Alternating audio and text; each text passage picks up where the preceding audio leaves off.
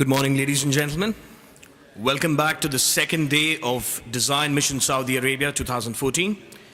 As we head to the day's agenda, we have a very remarkable panel discussion with eminent speakers.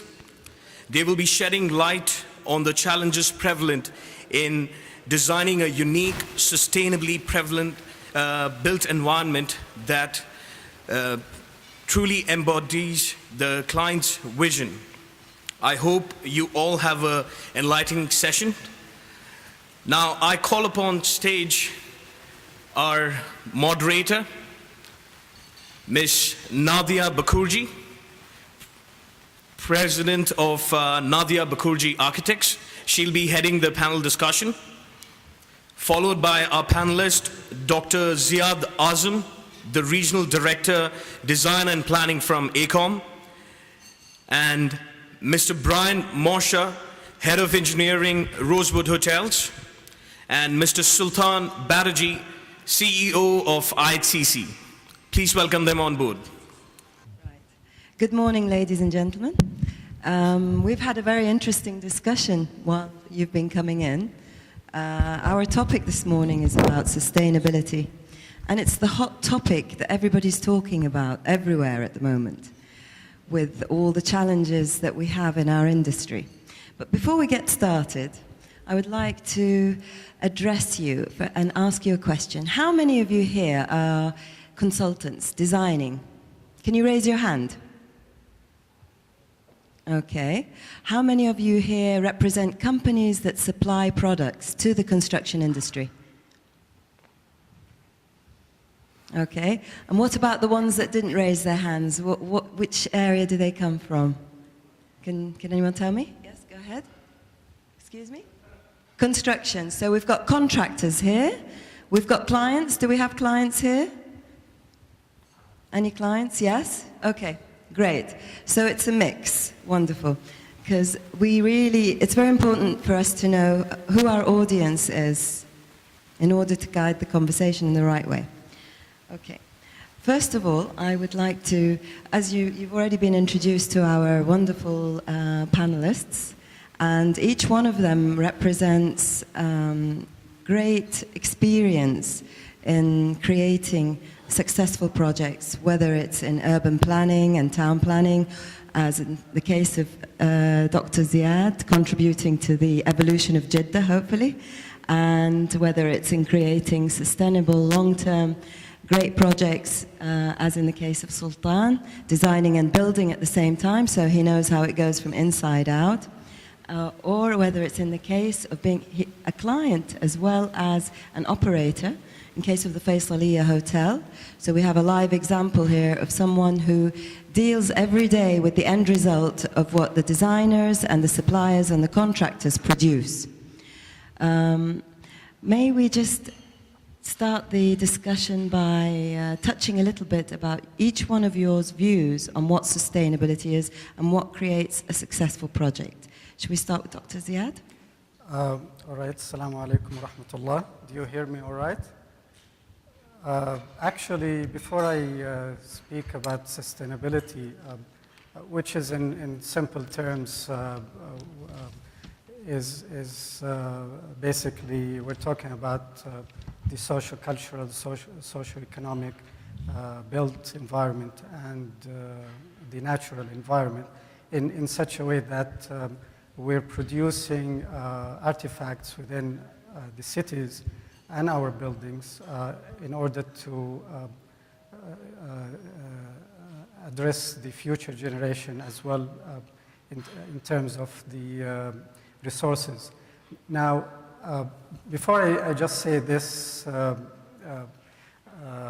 about the definition of, or actually the redefinition of sustainability, I'd like to just tell you that if you can think with us on different levels or scales, because the work we've done in Jeddah, which was the Jeddah plans for the city, was done on the strategic, sub-regional, structural, and local. But understanding the plans for the coming 20 years was actually based on sustainable development. And this is at the level of the city. Now, in order to talk about the levels of the built environment, the levels of the building or the artifact, because most of you as are designers and consultants and suppliers, we need to understand the level of, I mean, you can scale it. You can scale the word sustainability from a mega development such as the city, because the city is an artifact after all, to the level of the building. I just needed to communicate this to you. So in our discussion here, you will find that we're moving from the high level, like subdivision or master plan, all the way to the building, all the way to the room of a hotel. So this is a thinking tool for you this morning.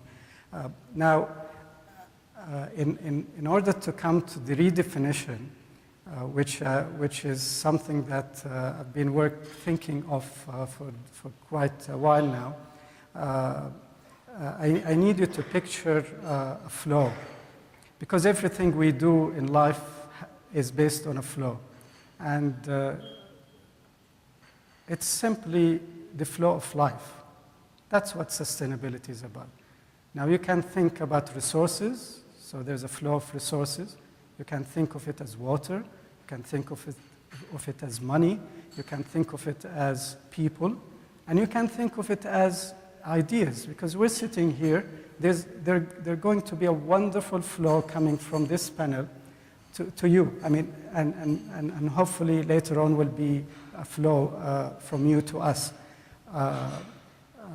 This is the media platform that we're in.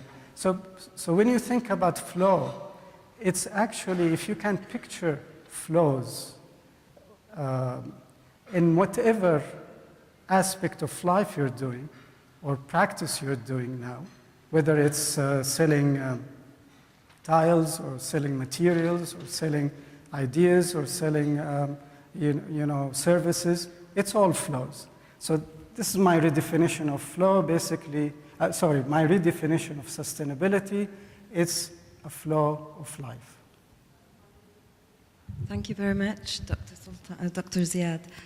You did mention in our previous conversation the 3 context points of impact. You defined them in 3 points, which was the natural, built, and social, the 3 elements that support sustainability.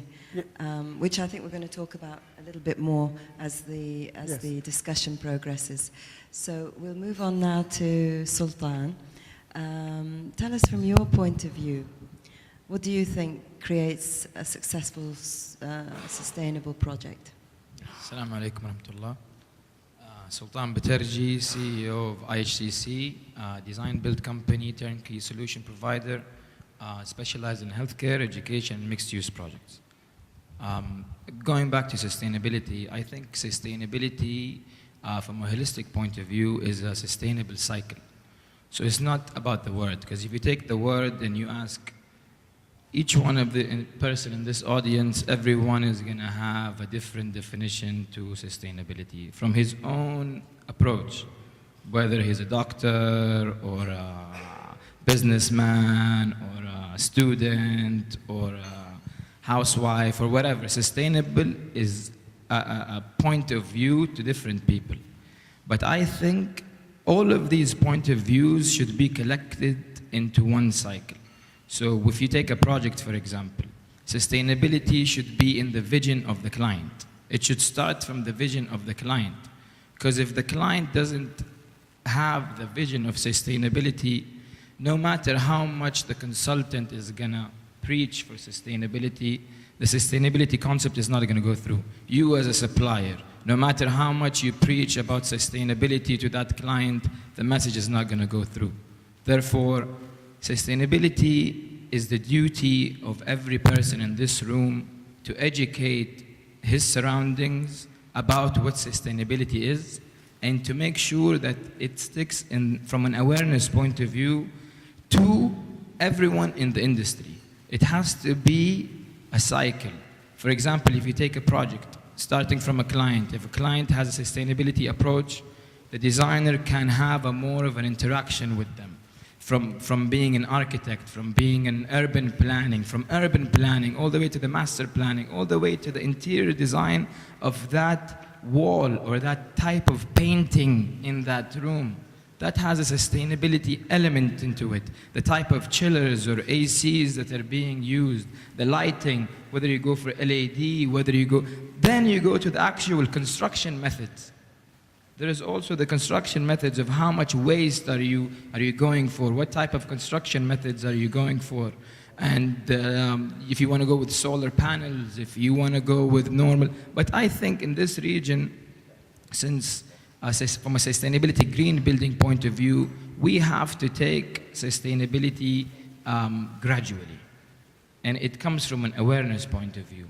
Sustainability has this, it became like a phantom or a taboo, it became like a big thing that's not achievable, you know, for the norm, for the common man. Because whenever you see sustainable or green building, you see like the number billions next to it. So it becomes like, oh, is it, if I want to be green or sustainable, do I have to spend billions? No, you don't have to. You just have to bring it down and take sustainability from phases. You have to phase it out, and it's the duty of everyone around here not to fly before we can walk. Let's walk it out and make it practical, and then make it sustainable. So taking the building example, going back to the interior designer, then you go back from a sustainability from an operator point of view. How sustainable is this building going to be from a facility management point of view?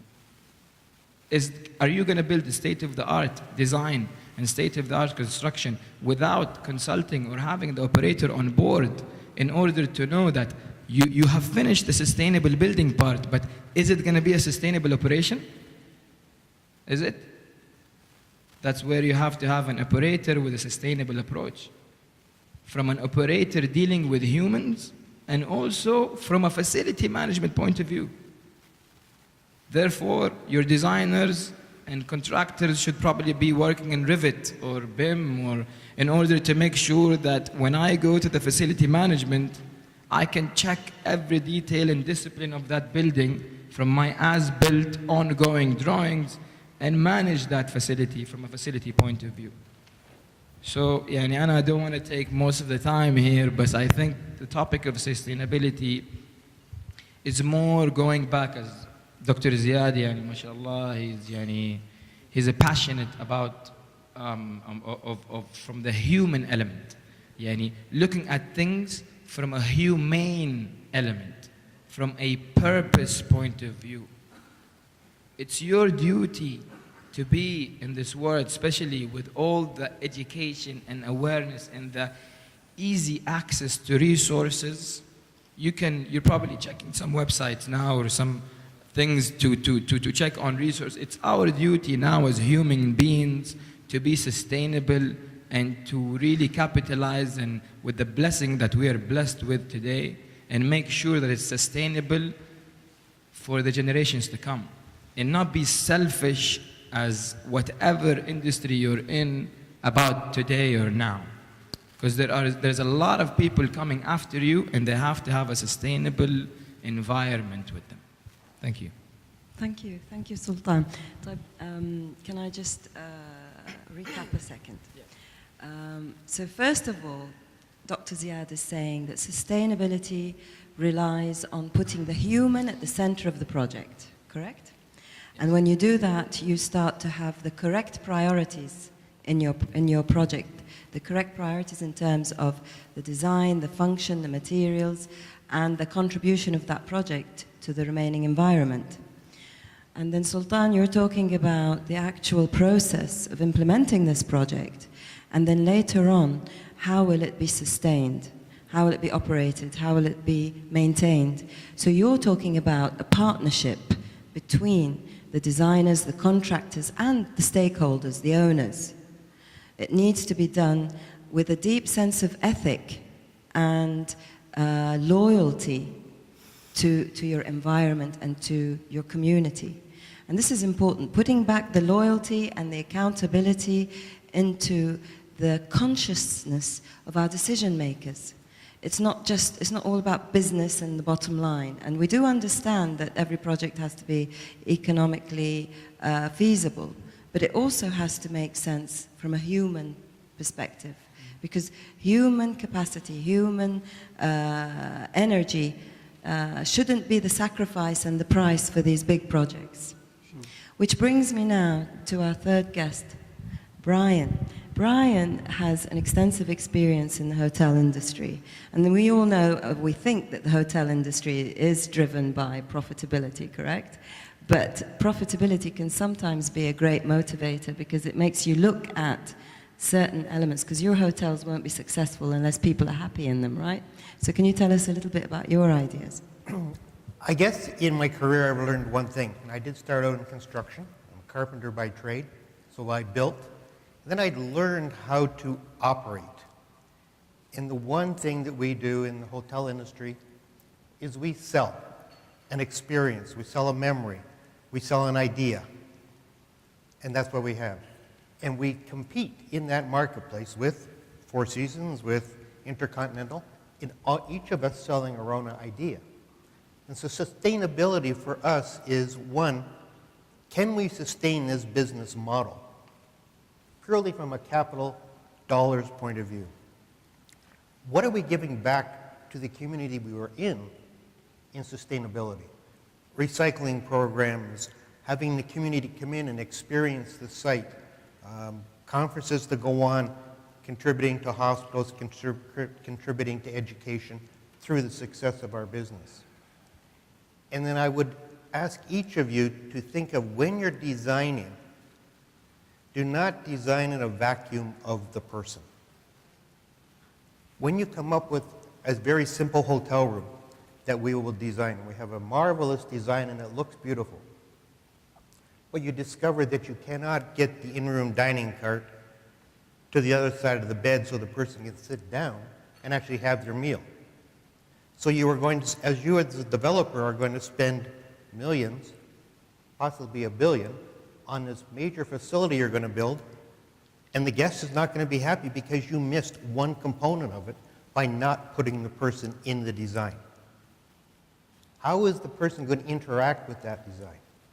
What are the flows that are going to come out of that design? How many water bottles do we have on our tables that we have to dispose of at the end of this day? Where do they go? How do we make that a sustainable environment and take that input out of the environment so we can return it back as another usable product? That is our struggles, getting the infrastructure in place to be able to help us create this sustainable environment.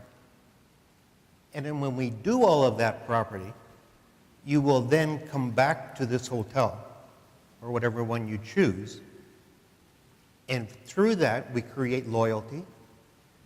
And all the programs that we create are all driven by creating the loyalty so that you, the customer, can interact with the building that the designers have built, and we can do all the sustainable things with it. Energy, and I see some consultants I work with, energy efficiency, water usage, sewer usage, inputs, outputs.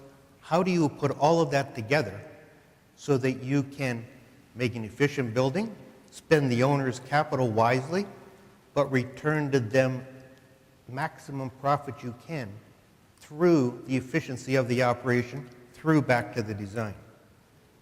That's what we do on a daily basis. Thank you, Brian. So basically, you can convince the owners and the people that are going to put down the cash to build these amazing structures. You can convince them maybe to spend a little bit more up front if you can explain to them and prove to them that the long-term running of these premises will be more efficient and will save them money.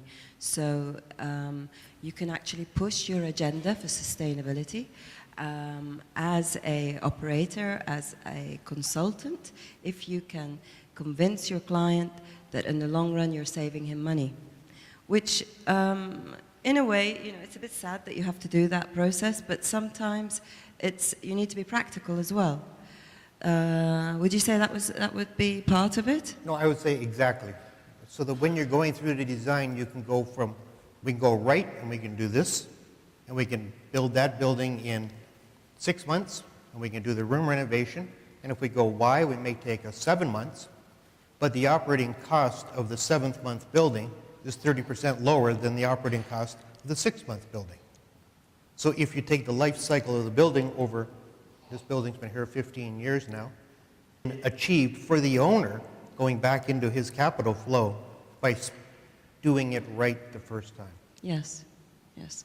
And I think that the owners need to take responsibility for maintaining their buildings.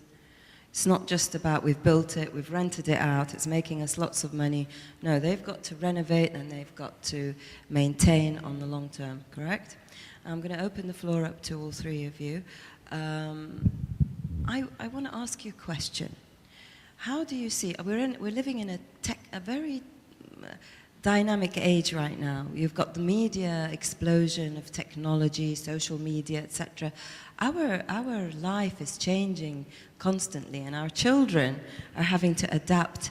They don't have the same childhood that we had when we were young, correct?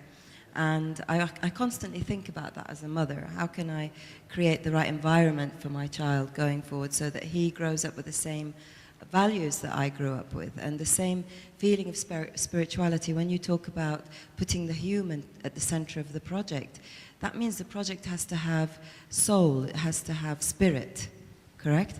And that soul and spirit comes from your awareness and your link with the higher power, whether you believe in God or you believe in another entity. But you have to have that connectivity that keeps your values linked to yourself, your child, your community.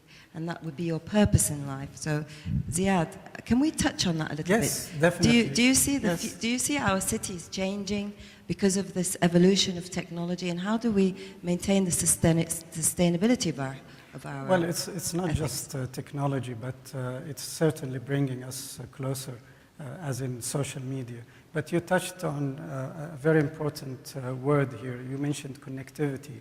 And actually, my purpose this morning is just to support and help you to help communicate a framework of understanding.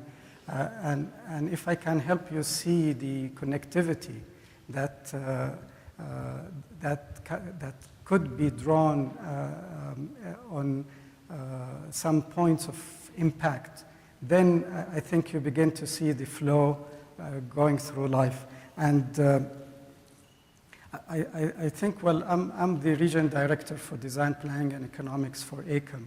And from my experience, every single thing we do is basically, I can categorize it as outer to outer connectivity. Core of you waking up in the morning, working after 5 or 6, thinking about your business when you're with your friends, reminiscing and thinking about your company and your business when you are lying on your bed.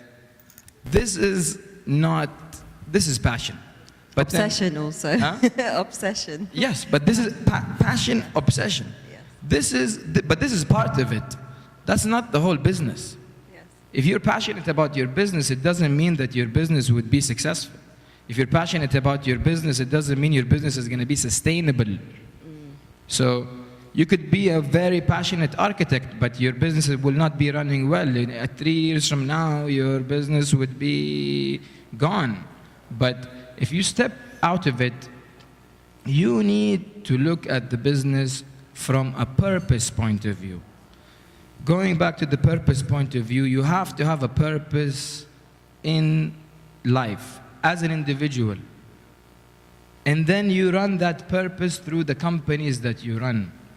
So for example, I have looked back and I have created my purpose. So what's my purpose here as Sultan in this world? So I say, I'm a developer with a cause to help my generation's future through the businesses that I run. So then you say, so how do you take that further? So for example, in one company that I'm operating, which is IHCC, I say, we are a design-build company, a turnkey solution provider that specializes in healthcare and education. But we look at our projects in healthcare not only as the building we build, but from the people that are treated there. So every person knows that when they're building this building, somebody's going to be treated there, and a good deed is going to come to them, whether they're Muslim, whatever religion they are. So the purpose becomes higher than the actual construction of the project. It becomes a further purpose. So and then I went back and I realized, what is the common denominator between all successful companies in the world that are sustainable and that are existing up to this day? Some people might say they have good design. Some people might say they have very good financials. Some people might say they have very nice offices. No, they all have a purpose. And they have outlined and defined their purpose. Why are you here today? You are here in this company because the founder is going to go at one time, and somebody else is going to come and take the driver's seat. But if he doesn't believe in that purpose that the founder helped in developing with his team, which goes to values, because you can't have a company just with a purpose. The purpose has to translate into the value in the company. What are the values in the company? One of our values is to work to energetically help each other to reach a target. So when somebody wants to work and gets a task on his table and he tells, no, this is not it's not in my job description. So automatically he is going against the value of the company. It could probably work in another place, a working environment. But in our values, one of our core values is to energetically help each other to reach a target. So if this person doesn't fit with that value, this is not the place for him.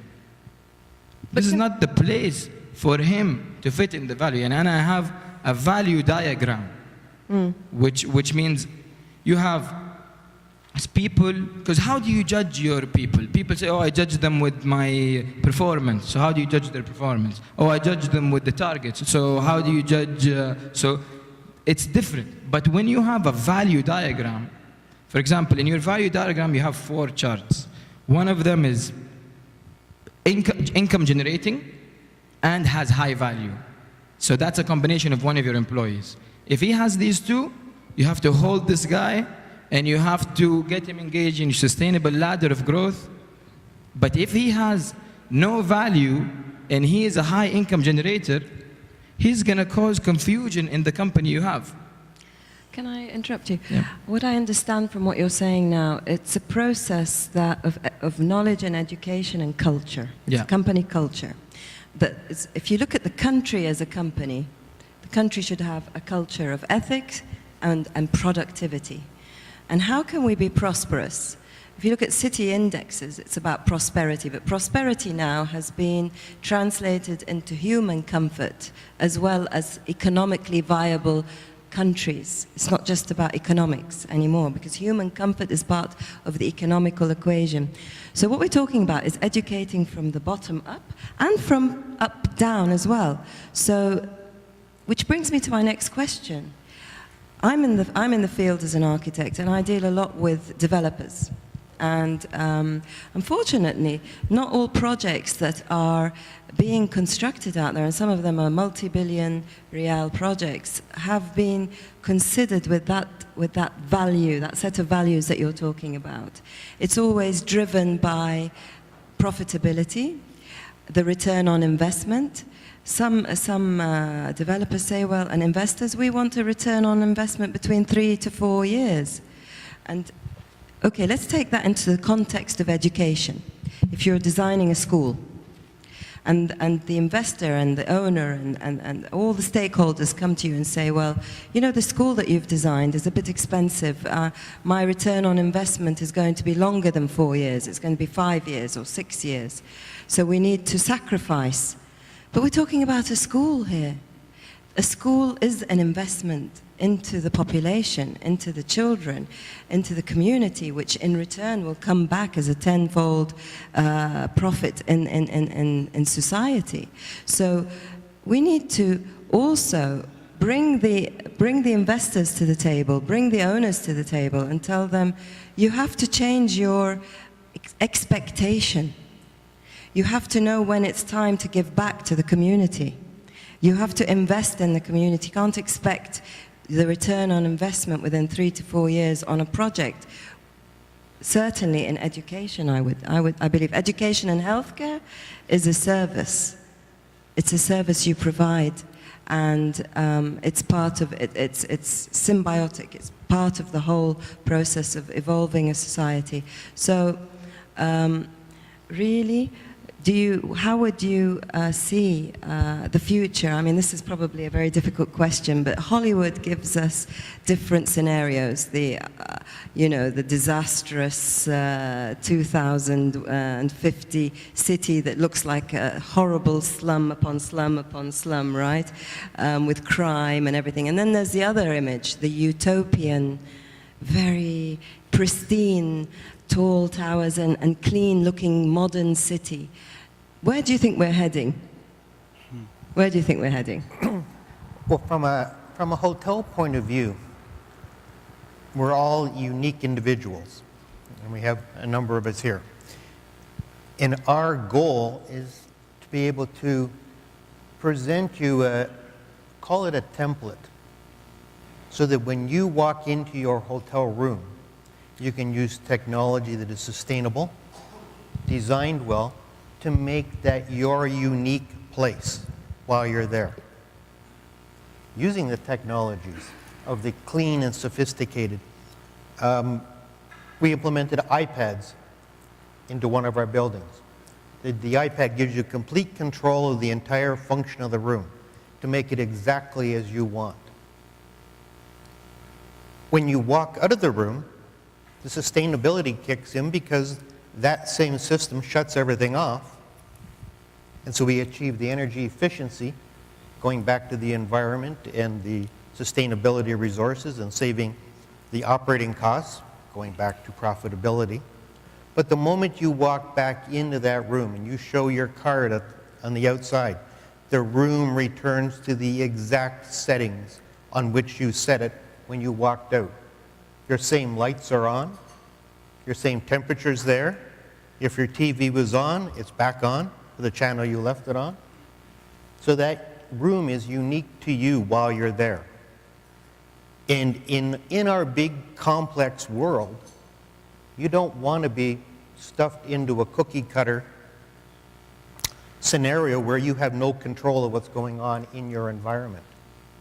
So we use technology to be able to make it more individualistic and also then contribute to the sustainability, both from a social, environmental, and capital point of view. Well, Yes. I do have a view for where we're going in the future, and I think we're going to the world where things are integrated. So it's going to be an integral approach to everything we do. And if we prepare ourselves from now to understand those 12 points of impacts, I think we can see the full spectrum of what impacts the flow of life. And the flow of life comes from the past to the present and to the future, and that's basically sustainability. So if I just go again over those 12 points of impacts that impact the flow of life, the first one is the artifact, which is the building, the human expression, because it has the word art, which is everything that a tile is a human expression, but an artifact is a creation of the human. The second is the media. Now we're sitting in a place where we have the social media flow of information, and that sustain us as a community and take us integrated to the future. And the third one is the money, the businesses, and how the purpose is actually part of that business that takes us and sustain the business all the way to the future. And fourth is the material, which is basically what we produce in this world, which is human material. That has to have that element of sustainability in it. And the fifth and sixth and the seventh are the context, which are the natural context, the built context, and the social cultural.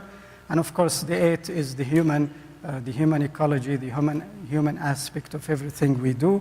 The ninth is the power, and power is everything from the governance to the policy and the regulations that should be in place to sustain sustainability itself, to make it happen. And the 10th is the worldviews, and we talked about the values and how we see the world, basically, whether it's user-centric, human-based approach, or whether it's pure capitalist, mechanistic kind of approach. And the 11th, of course, we touched on knowledge, because without educating the future generation, we would not sustain a life, and this is a cycle that keeps going. And of course, number 12, which is at the end of the day, is what everything is connected through a network.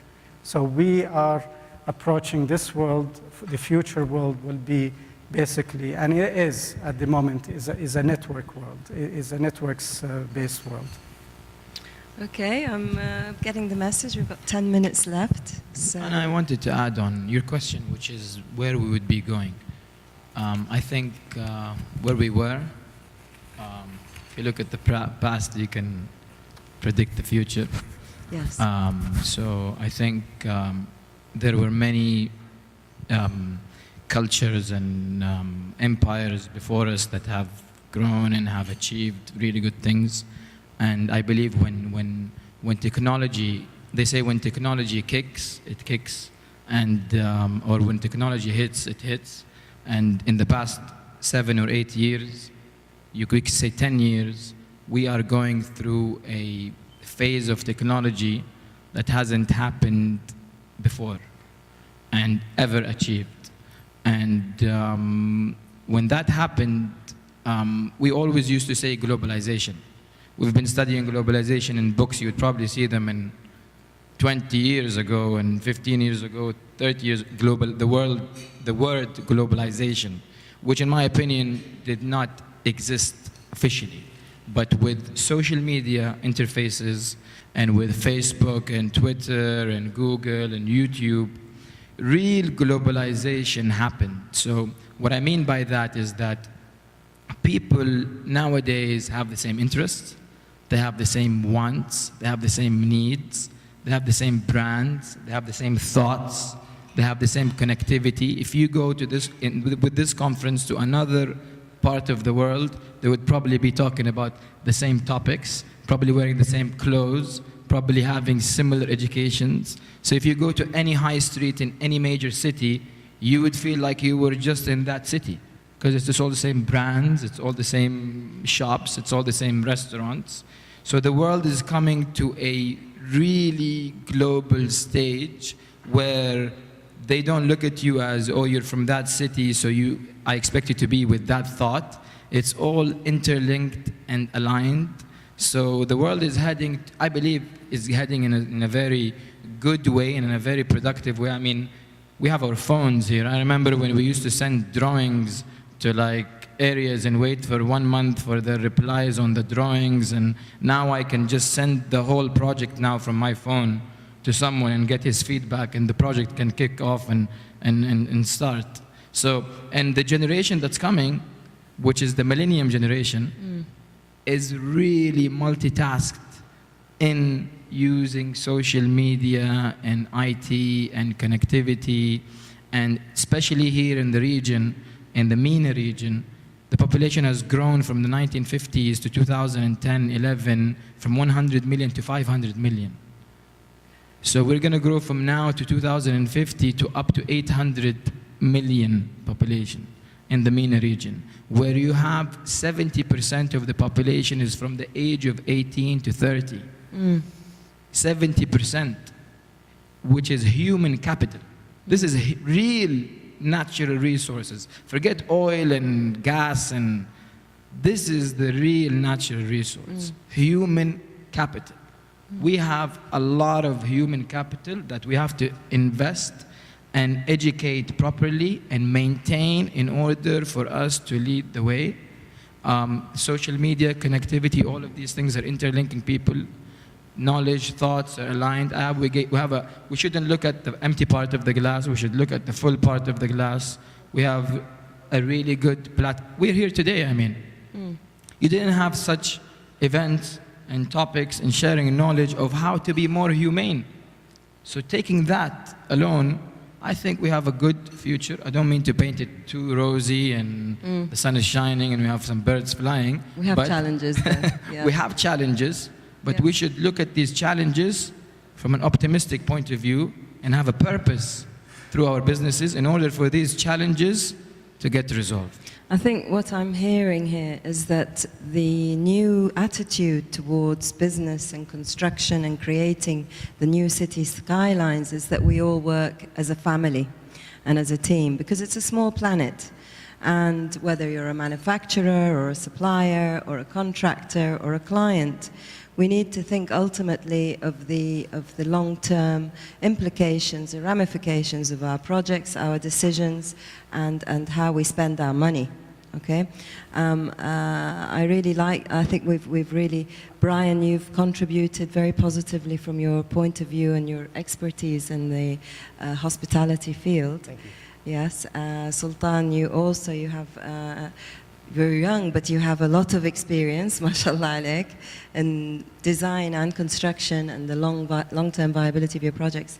And Dr. Ziad, your insight into how to go back to the human and the human soul and how important that is to keep that in the total picture of planning, of going forward. I mean, just to conclude here, I mean, we are in Riyadh today at a time where Riyadh is on the verge of a major change. We talk about technology, but transportation industry and infrastructure is taking a huge dynamic shift with the metro coming in, for example. How is the metro going to change our lives? I think this is another very good topic for a future discussion, I hope, because... Doctora, Yeah. one thing Yes. regarding the metro. It took England, and maybe my numbers, I'm not sure of my numbers, but it took England to build the railway system 100 years. Yes. Their full integrated railway system, 100 years. We're building our railway 5 years. system in 5 years. So imagine the change in generation through 100 years and how they adapted to a fully integrated railway tube system in England, where we are going to adapt to that in 5 years. Yeah, I think it's a lot to expect of a society to adapt the way that we in Saudi Arabia and in the Middle East have had to adapt to the infrastructural changes that have happened in the last 30 years, which took Europe probably centuries from the industrial age onwards. So we've really had to learn fast, and we've had to adapt fast. But I think we're proving that we're a dynamic society. And the new generations, as you pointed out, we've got 70% under the age of 30. We really have to focus on our youth. And I think hopefully this is a message that you'll take away from the conference about more corporate social responsibility, working closely with your counterparts, your consultants, your suppliers, and having more synergy for more sustainably viable projects, inshallah. Thank you very much. Thank you all. I'd love to thank the speakers as well.